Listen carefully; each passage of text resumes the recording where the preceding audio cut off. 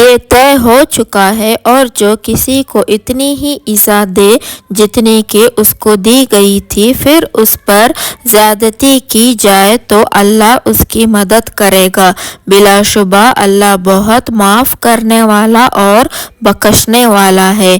یہ اس لیے ہے کہ اللہ رات کو دن میں داخل کرتا ہے اور دن کو رات میں داخل کرتا ہے، اور اس لیے کہ اللہ خوب سننے والا اور خوب دیکھنے والا ہے۔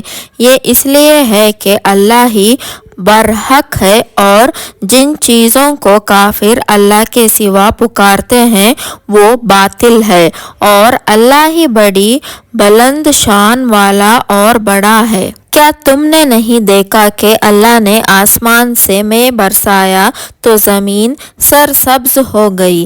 بلا شبہ اللہ مہربان اور باخبر ہے۔ جو کچھ آسمان میں ہے اور جو کچھ زمین میں ہے اللہ ہی کا ہے، اور بلا شبہ اللہ ہی بے نیاز اور قابل تعریف ہے۔ کیا تم نے نہیں دیکھا کہ جتنی چیزیں زمین میں ہیں سب اللہ ہی نے تمہارے کام میں لگا رکھی ہے، اور کشتی کو جو اللہ کے حکم سے دریا میں چلتی ہے، اور وہی آسمان کو روکے ہوئے ہیں کہ زمین پر نہ گر پڑے مگر اس کے حکم سے۔ بلا شبہ اللہ لوگوں پر نہایت شفقت کرنے والا، رحم کرنے والا ہے۔ اور اللہ ہی نے تم کو زندگی دی ہے، پھر تم کو مارے گا، پھر زندہ کرے گا۔ واقعہ انسان بڑا ناشکرا ہے۔ ہم نے ہر امت کے لیے ایک شریعت مقرر کر دی ہے جس پر وہ چلتے ہیں، تو چاہیے کہ یہ لوگ تم سے اس بارے میں جھگڑا نہ کریں، اور آپ ان کو اپنے رب کی طرف بلاتے رہیے، بے شک آپ سیدھے راستے پر ہیں۔ اور اگر یہ لوگ آپ سے جھگڑا کریں تو آپ کہہ دیجئے کہ اللہ خوب جانتا ہے جو تم کرتے ہو۔ اللہ قیامت کے دن تمہارے درمیان فیصلہ کر دے گا۔ جن معاملات میں تم اختلاف کرتے تھے، کیا تم نہیں جانتے کہ اللہ ہی جانتا ہے جو کچھ آسمانوں اور زمین میں ہے؟ بے شک یہ کتاب میں لکھا ہے، بلا شبہ یہ اللہ کو آسان ہے۔ اور یہ لوگ اللہ کے سوا ایسی چیزوں کی عبادت کرتے ہیں جن پر اللہ نے کوئی سند نازل نہیں کی ہے، اور نہ ان کے پاس اس کی کوئی دلیل ہے، اور ظالموں کا کوئی مددگار نہ ہوگا۔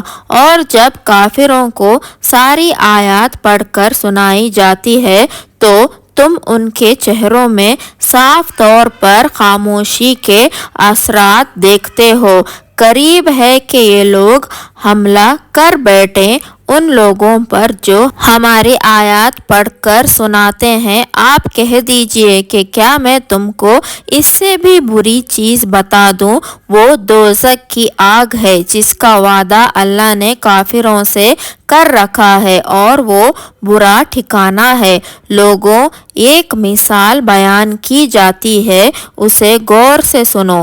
بے شک جن کو تم اللہ کے سوا پکارتے ہو وہ ایک مکھی بھی نہیں پیدا کر سکتے، اگرچہ اس کے لیے سب کے سب جمع ہو جائیں، اور اگر ان سے مکھی کوئی چیز چھین لے جائے تو اس سے اس کو چرا نہیں سکتے۔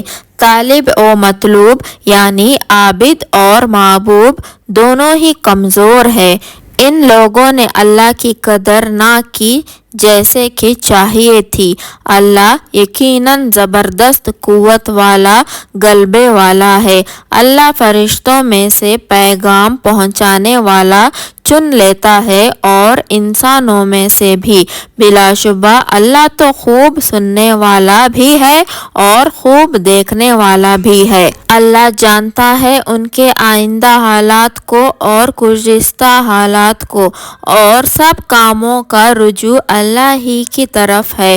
مومنوں، رکوع کرتے رہو، سجدہ کرتے رہو، اور اپنے رب کی عبادت کرتے رہو، اور نیک کام کیا کرو تاکہ تاکہ تم فلاح پاؤ، اور اللہ کی راہ میں جہاد کرو جیسا کہ جہاد کا حق ہے۔ اس نے تم کو چن لیا ہے اور تم پر دین کی کوئی تنگی نہیں کی۔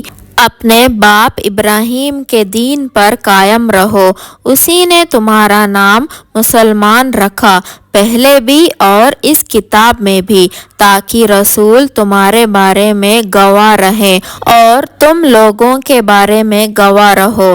تو تم لوگ نماز پابندی سے پڑھا کرو اور زکوٰۃ ادا کیا کرو اور اللہ کی رسی کو مضبوط پکڑے رہو، وہی تمہارا کارساز ہے۔ تو کیسا ہی اچھا ہے کارساز اور کیسا ہی اچھا ہے مددگار۔